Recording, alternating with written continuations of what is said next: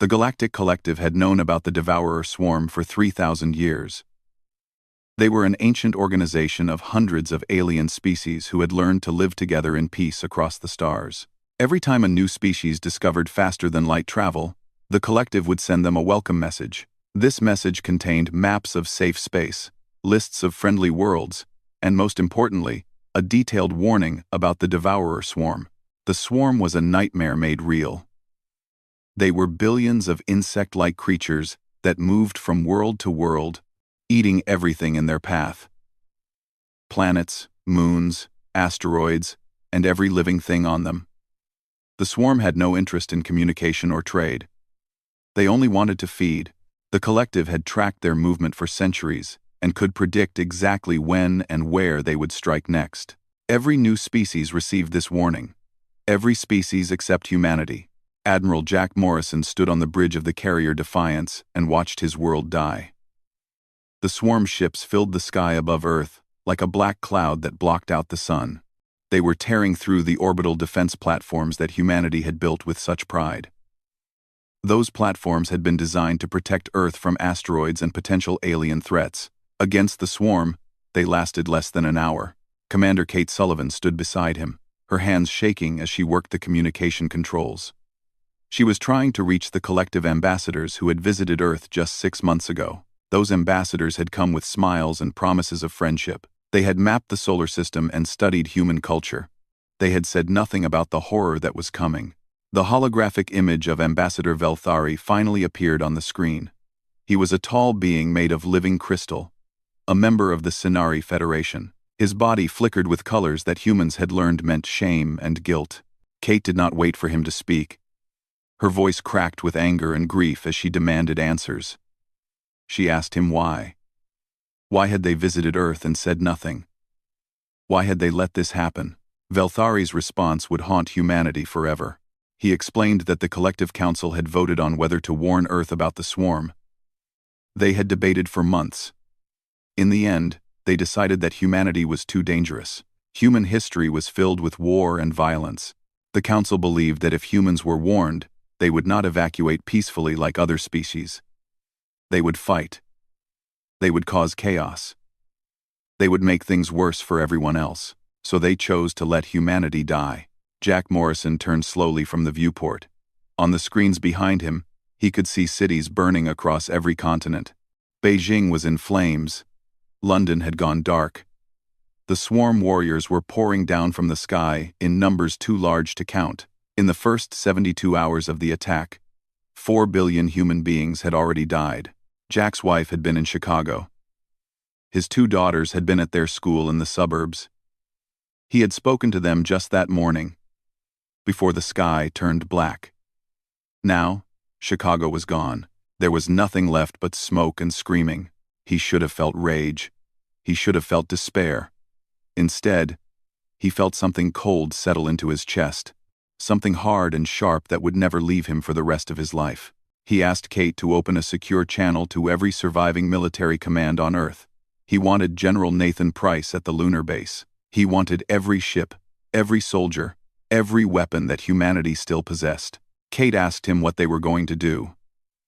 The swarm had numbers beyond counting. They had destroyed hundreds of civilizations across thousands of years. No species had ever defeated them in open battle. Jack watched another city vanish beneath the endless tide of alien monsters.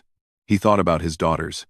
He thought about the billions of people who were dying at this very moment while the galaxy watched and did nothing. He thought about the Collective Council sitting in their comfortable chambers, congratulating themselves on their wise decision to let the violent humans perish. His answer was quiet, but everyone on the bridge heard it. He said that they were going to show the galaxy something it had never seen before. The first week of the invasion was the darkest time in human history. The swarm landed on every continent and began to consume everything. Their warriors were 8 feet tall with armored shells and blade-like limbs that could cut through steel. They moved in perfect coordination, guided by a vast hive mind that connected every single creature. Governments collapsed. Cities fell. Millions fled to the countryside only to find the swarm waiting for them there too. It seemed like the end of everything, but something strange began to happen. Humans did not give up. They did not surrender. They did not go quietly into extinction. In the ruins of Moscow, a group of survivors used construction equipment to crush swarm warriors by the hundreds. In the mountains of Colorado, engineers worked day and night to build weapons from anything they could find. In the Pacific, submarines that had survived the initial attack began launching missiles at swarm landing sites. The collective watched through their long-range sensors and could not understand what they were seeing. Every other species that faced the swarm had panicked. They had fled. They had begged for mercy. Humans were doing none of these things. Humans were fighting back with a fury that defied all logic. They were losing. Badly. But they refused to stop. Every time the swarm destroyed one resistance group, two more appeared somewhere else. Every time they conquered a city, humans would return in the night to strike at them again. Ambassador Velthary watched the data streams with growing unease. He had voted to withhold the warning because he believed humans were too dangerous to save. Now he was beginning to wonder if they had made a terrible mistake. Not because letting humans die was wrong, though it was, but because humans were not dying as expected. They were getting angry, and an angry humanity, Velthary was starting to realize, might be something far more dangerous than the Devourer swarm had ever been. On the bridge of the Defiance, Admiral Jack Morrison looked at the star map showing the locations of every collective species that had voted to let Earth burn. He memorized each one. He made a promise to himself and to his dead family. Humanity would survive this. And when they did, the galaxy would learn the price of betrayal. 3 months had passed since the Devourer swarm first darkened Earth's skies. The planet that had once been home to 8 billion people was now a wasteland of ash and ruin. The death toll had climbed past 6 billion. Those who survived had been pushed into the deepest bunkers, the highest mountains, and the cold safety of the lunar colonies. But humanity had not broken. If anything, something terrible had awakened inside them. Dr. Lisa Chang had not slept in 4 days. She worked in the Armstrong Research Station on the Moon, surrounded by the brightest minds that humanity had left. They were physicists, engineers, weapons designers, and military strategists. Before the invasion, many of them had been rivals. Now they worked together with a single purpose that burned in all of them like a fire that would never go out. The Galactic Collective had sent their technology database to Earth as an apology. They felt guilty about what they had done. Or at least they felt guilty about being caught. The database contained scientific knowledge that had taken other species centuries to develop. Advanced power sources, shield technology, faster engines, better weapons. Humanity absorbed it all in weeks. Lisa stood before a holographic display showing the structure of the swarm hive mind. Every warrior, every ship, every drone in the swarm was connected to a central intelligence. They shared thoughts and sensations across vast distances. This connection made them incredibly efficient. 1 billion creatures moving as one, without hesitation or confusion. The collective species had tried for thousands of years to disrupt this connection. They had built jamming devices and signal blockers. Nothing worked for long. The swarm would adapt and overcome every attempt to blind them. Lisa had a different idea. She explained her plan to the assembled commanders through a secure holographic link. General Nathan Price was there, his face still scarred from the Battle of Houston, where he had held the line for 6 hours against impossible odds. Admiral Jack Morrison listened from the Defiance, his eyes cold and focused. Lisa told them that the collective had failed because they saw the hive mind as a communication system to be disrupted. She saw it as a weapon to be used against the swarm itself. Her team had designed something they called the Echo. It would not block the hive mind signal. Instead, it would hijack that signal and send every sensation back through the network at 1,000 times the normal intensity. Every death that a swarm warrior experienced would be felt by millions of others. Every pain, every fear, every moment of destruction would ripple through their entire civilization like a bomb going off inside their minds. Nathan asked if it would work. Lisa said she did not know for certain, but she knew that nothing else had ever hurt the swarm this way. No one had ever tried to turn their greatest strength into their greatest weakness. Jack gave the order to proceed. He did not care about the risks. He did not care about the cost. He only cared about results. While the scientists worked on their weapon, The survivors on Earth were building something else. In the ruins of every city, in the caves and tunnels beneath the mountains, humans were creating an army unlike anything the galaxy had ever seen. Chris Davis was a young engineer who had escaped from Texas when the swarm overran his hometown. He had lost his parents, his brother, and everyone he had ever known. Now he spent every waking hour in an underground factory in Colorado, welding armor onto civilian shuttles and passenger ships. His team had invented something they called the Hellcat modification. These were ships designed for one purpose only. They would fly directly into the heart of swarm command vessels and detonate antimatter cores. The pilots knew they would not survive. They did not care. There were more volunteers than ships. Chris watched the line of men and women waiting to sign up for the suicide missions. Some of them were soldiers. Many were not. Teachers, farmers, factory workers, students. All of them had lost someone to the swarm. All of them wanted to strike back. No matter the price. A woman named Amy Torres became one of the most famous resistance leaders in the Southern Hemisphere. She had been a schoolteacher in Argentina before the invasion. Now she commanded a guerrilla force that had killed more swarm warriors than any regular military unit. Her tactics were brutal and creative. She used the terrain, the weather, and the swarm's own overconfidence against them. When the collective observers asked her how humans could fight so effectively with such primitive weapons, she gave them an answer they would never forget. She said that humans had been killing each other for thousands of years. They were very good at it. The swarm was just another enemy, and humanity had never met an enemy they could not learn to destroy. In the Pacific Trench bunker, Admiral Jack Morrison received reports from resistance cells across the globe. He saw footage of farmers using modified tractors to crush swarm warriors. He saw videos of teenagers building explosives from household chemicals. He saw old men and women picking up guns for the first time in their lives and marching into battle. The swarm had conquered hundreds of species. Those species had cowered, fled, or begged for mercy. They had hoped that if they did not fight back, the swarm might spare some of them. The swarm never spared anyone. Humanity understood this truth in their bones. There was no negotiation with monsters. There was no peaceful surrender. There was only victory or death. And if death was coming anyway, then they would make sure to take as many of the enemy with them as possible. The lunar factories worked around the clock. New ships rolled off the assembly lines every day. Crude but functional, weapons that would have taken the collective years to design were built in weeks by desperate humans who did not have time for proper safety testing. Some of the weapons exploded. Some of the ships fell apart. The humans did not stop. They learned from every failure and kept building. They had no choice. Admiral Morrison looked at the star maps every night before he slept. He studied the positions of the collective species who had condemned his world. He planned the conversations he would have with them someday. First, humanity had to survive. Then humanity would rebuild. And then humanity would have questions for the galaxy. The Echo weapon was almost ready. The fleet was growing stronger.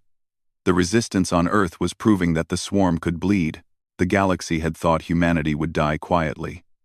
They were about to learn how wrong they were. The Battle of Luna became the moment when everything changed. Not just for humanity, but for the entire galaxy. The swarm had sent a secondary fleet to finish what they had started. 12,000 ships darkened the space around the moon, blocking out the stars themselves. They had come to destroy humanity's last major stronghold and end the resistance once and for all. The Galactic Collective had positioned observation posts at a safe distance to watch the final extinction of another failed species. Ambassador Velthari was among those watching. He expected to see the same thing he had witnessed dozens of times before: a desperate last stand, a brief moment of courage, and then silence as the swarm consumed everything. What he saw instead would haunt his dreams for the rest of his life. Admiral Jack Morrison had spent 3 months preparing for this moment. He knew the swarm would come for the moon eventually. He had studied their tactics, their patterns, their weaknesses.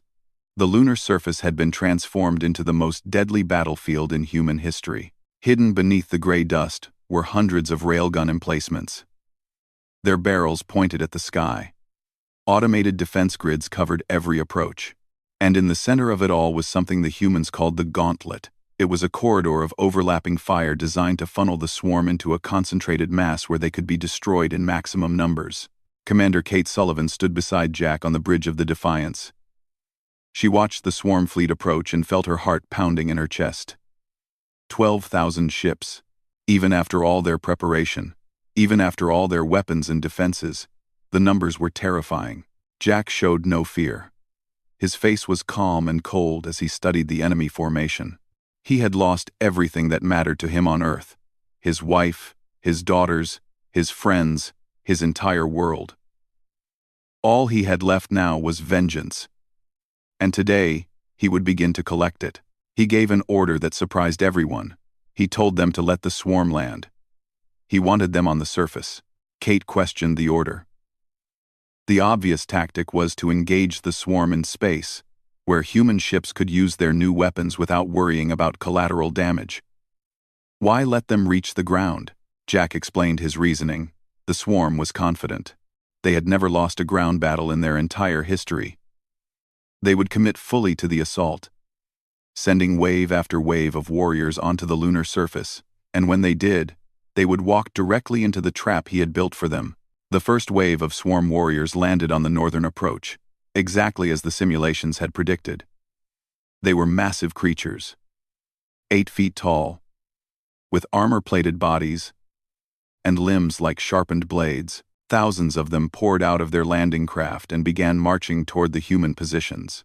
Jack waited until the entire first wave was inside the gauntlet. Then he gave the order to open fire. The railguns erupted with a sound like thunder. Each one fired a metal slug at incredible speed, fast enough to punch through swarm armor like it was paper. The automated defense grids activated, filling the air with a storm of projectiles. Mines buried beneath, the dust exploded, throwing warriors into the vacuum of space. The swarm had never experienced anything like this. Their hive mind was overwhelmed with pain and confusion, as thousands of warriors died in seconds. But they were not creatures that knew how to retreat. More and more of them poured into the killing zone, climbing over the bodies of their fallen brothers. In space above the moon, the human fleet engaged the swarm ships. The Defiance led the charge, its weapons blazing. Around it flew the Hellcat ships, piloted by men and women who knew they would not return home. They dove into the hearts of swarm command vessels and detonated their antimatter cores, taking dozens of enemy ships with each sacrifice. The battle lasted 9 hours. When the sun rose over the lunar horizon, the swarm fleet had been reduced by 60%. The gray dust of the moon was covered with alien bodies, stretching to the horizon. Human losses were severe. Nearly half the remaining military force had been destroyed.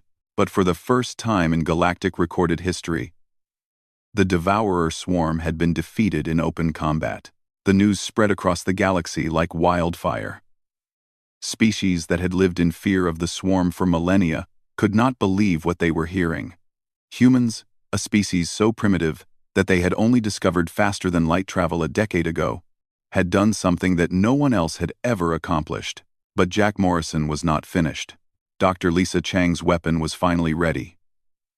The Echo had been loaded onto a specially designed ship and brought to the lunar battlefield. It was an ugly thing, a massive pulse generator covered in cables and cooling systems. Lisa had warned that they could only use it once. The power requirements were enormous, and the device would burn itself out after a single activation. Jack did not hesitate. He ordered the Echo deployed immediately. The swarm had regrouped after the first battle and was preparing for a second assault. Their remaining ships were gathering in formation, ready to overwhelm the human defenses through sheer numbers. The Echo activated. Ambassador Velthari later wrote about that moment in his official report to the Collective Council. He described how every swarm ship suddenly stopped moving. Every warrior on the lunar surface froze in place. For a moment, there was complete silence across the entire battlefield. Then the swarm began to tear themselves apart. The Echo had worked exactly as Lisa predicted. Every death that the swarm had experienced in the battle, every moment of pain and destruction, came flooding back through their hive mind at amplified intensity. Millions of creatures felt millions of deaths simultaneously. Their minds could not process the horror. Warriors turned on each other, clawing and biting in blind agony. Ships crashed into one another, or flew directly into the lunar surface. Within an hour, the second swarm fleet had ceased to exist. Velthari's report concluded with words that would be quoted for centuries to come. He wrote that humans had turned the swarm's greatest strength into an instrument of their own extinction. In doing so, they had revealed something about their species that the collective had fundamentally failed to understand.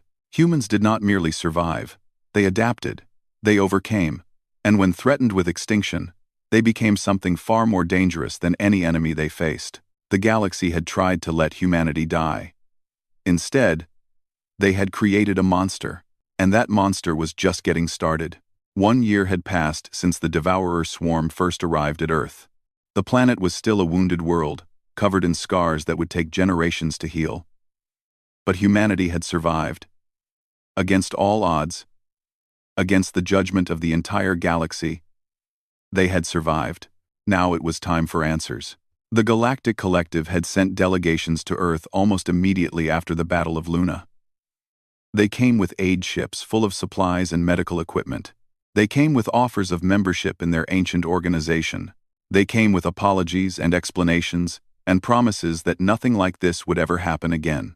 They expected humanity to be grateful.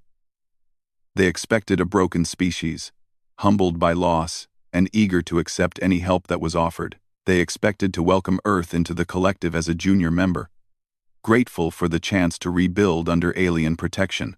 They did not expect Admiral Jack Morrison. The Collective Council Chamber was the largest structure in the known galaxy. It floated in space at the center of collective territory, a massive sphere that could hold representatives from 1,000 different species. The chamber had witnessed treaties that ended wars lasting centuries. It had seen the birth of alliances that spanned entire star clusters. It had never seen anything like the human delegation that walked through its doors. Jack Morrison led them.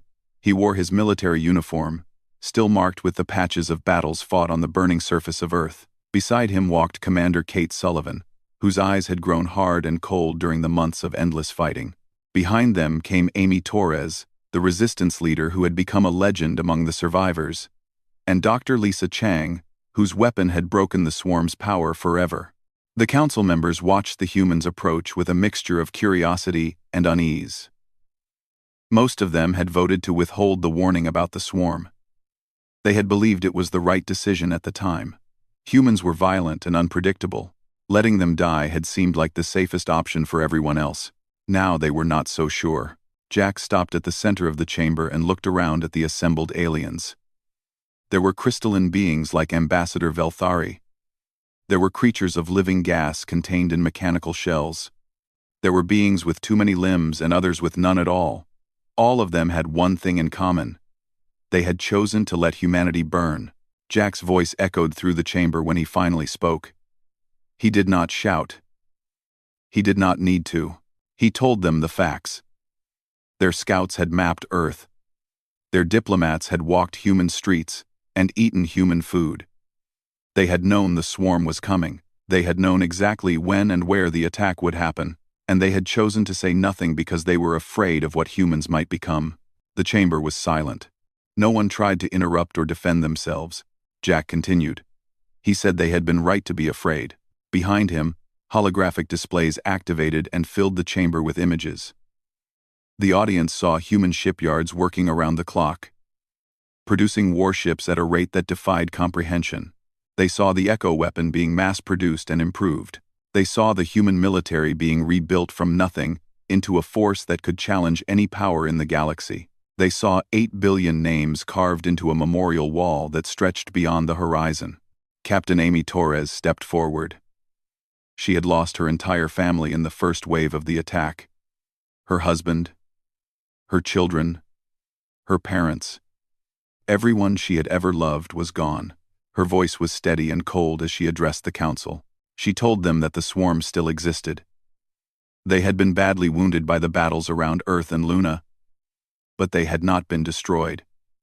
Their breeding worlds were still out there, producing new warriors. Human analysts predicted that the swarm would recover to full strength within 2 centuries. When that happened, they would come for the rest of the galaxy. The council members shifted uncomfortably. They had always known this day would come. They had built their entire civilization around avoiding direct conflict with the swarm. They relocated populations. They sacrificed outer colonies. They did whatever it took to survive without actually fighting. That strategy would not work forever. Jack spoke again. He announced that humanity would hunt the swarm to extinction. Every hive, every breeding world, every last drone that crawled across the surface of any moon or asteroid, humans would find them and destroy them completely. The council seemed relieved. They began to speak among themselves about forming an alliance, about providing resources and support for the human campaign against the swarm. Jack raised his hand, and silence fell again. He made it clear that humanity was not asking for permission or partnership. They were not seeking allies or assistance. They would destroy the swarm for their own reasons, to protect their own people and avenge their own dead. The collective had made their choice about humanity. Now humanity was making their choice about the collective. He paused and looked around the chamber at each species representative in turn. When the swarm was gone, Jack continued, the galaxy would face a different situation. 8 billion humans had died because this council decided they were expendable. Every species that voted to withhold the warning, every representative who raised their hand or tentacle, or whatever they used to make decisions, they would not be forgotten. Humanity remembered everything, and they would be coming back to have conversations about what had happened. The chamber erupted into chaos. Representatives shouted at each other in 100 different languages. Some demanded that humanity be stopped before it was too late. Others argued for immediate reconciliation. A few quietly began calculating how quickly they could withdraw from the collective and seek human protection. Ambassador Velthari sat in stunned silence. He had been among those who voted to withhold the warning. He had believed it was the wise choice, the safe choice. Now he looked at the humans standing in the center of the chamber and saw something that terrified him.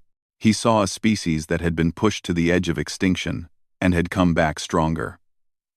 He saw creatures who had learned that the galaxy could not be trusted, that they could only rely on themselves. He saw warriors who had lost everything and no longer feared death.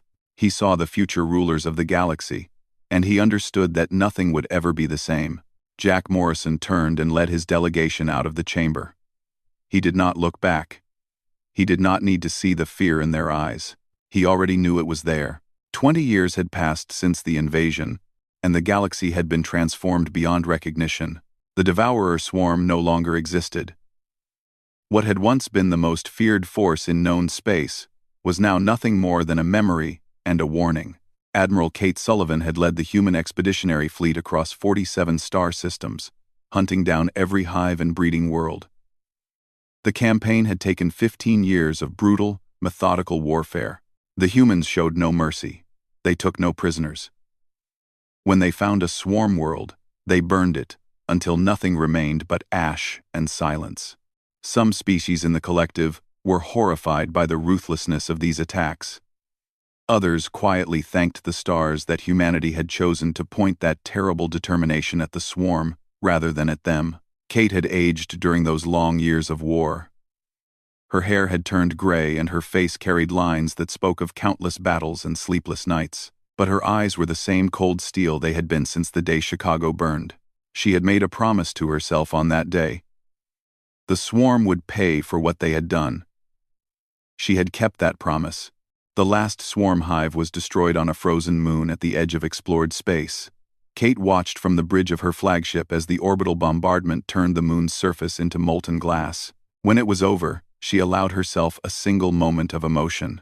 A tear rolled down her cheek as she thought about everyone she had lost. Then she wiped it away and began planning the journey home. The Galactic Collective was no longer the supreme authority it had once been. After Jack Morrison's speech in the council chamber, everything had changed. Half the member species had withdrawn from the collective and aligned themselves with Earth. They had seen which way the wind was blowing. They wanted to be on the winning side. Ambassador Velthari's people, the Sinari, had been the first to formally apologize for the Council's decision. They paid reparations to Earth. They shared technology without restrictions. In return, They received humanity's protection. Any species that threatened Scenari worlds would face human retribution. It was not friendship. It was not alliance. It was something closer to a protection agreement, and everyone understood what it really meant. The Scenari had bought their safety with gold and knowledge, hoping that would be enough to keep the angry humans satisfied. Other species followed the same path. They came to Earth with gifts and apologies, begging for forgiveness and protection. Some were sincere. Others were simply afraid. Humanity accepted them all, but they never forgot who had voted to let them die. Dr. Lisa Chang had become director of the Human Science Coalition. She oversaw research stations on 12 different worlds, staffed by human scientists and engineers who pushed the boundaries of what was possible. The technologies they developed left the collective scientists amazed and terrified. The collective had spent 10,000 years developing their scientific knowledge through careful study and gradual progress. Humans learned in a different way. They experimented recklessly. They failed constantly. They treated explosions and disasters as learning opportunities rather than setbacks. Their technology advanced at a pace that no other species could match. Lisa had developed 3 new versions of the Echo weapon since the Battle of Luna. The latest model was small enough to fit on a standard warship and powerful enough to destroy an entire fleet. She hoped humanity would never need to use it again, but she kept building them anyway. The galaxy had taught her species a hard lesson about being prepared. The Memorial Plaza in Chicago had become sacred ground. The names of 8 billion dead were carved into a wall that stretched from horizon to horizon. Every year, on the anniversary of the invasion, humans gathered there to remember what they had lost and what they had become. Jack Morrison stood before the crowd on the 20th anniversary. He was an old man now, his hair white and his body worn down by decades of war and leadership. But his voice was still strong, and his words carried across the plaza like thunder. He spoke about the day the sky turned black. He spoke about the choice the galaxy had made to abandon humanity. He spoke about the billions who had died because alien bureaucrats decided they were too dangerous to save. Then he spoke about what humanity had become. They had been called violent and aggressive. The galaxy had seen these traits as weaknesses, as signs that humans were too primitive and dangerous to be trusted. But those same traits had allowed humanity to survive extinction. Those same traits had driven them to destroy the swarm when no other species ever could. Jack looked up at the stars that were now visible in the evening sky. The galaxy had wanted to know what humanity would do when pushed to the brink, he said. Now they knew. Now everyone knew. Around the memorial, survivors and their children listened in silence. Many of them had been born after the invasion. They had grown up on stories of the dark days, of the heroes who had fought against impossible odds, of the terrible price their species had paid for survival. They carried that history in their blood. It shaped who they were and who they would become. Humanity was no longer the hopeful species that had once dreamed of peaceful contact with alien civilizations. They had become something harder, something colder, something the galaxy had never seen before. The remaining collective species watched the anniversary ceremony through their long-range sensors. They saw the memorial wall and the crowds of humans gathered before it. They heard Jack Morrison's speech and the roar of the crowd that followed. They understood the message that humanity was sending. We remember everything. We forgive nothing. And we are never going away. In the centuries that followed, humanity would expand across the stars. They would build an empire that stretched beyond what any collective species had ever achieved. They would be feared and respected, and sometimes even loved. But they would never forget the betrayal that had forged them. They would never trust the galaxy that had tried to let them die. And they would never again be caught unprepared. The Devourer swarm had come to Earth expecting easy prey.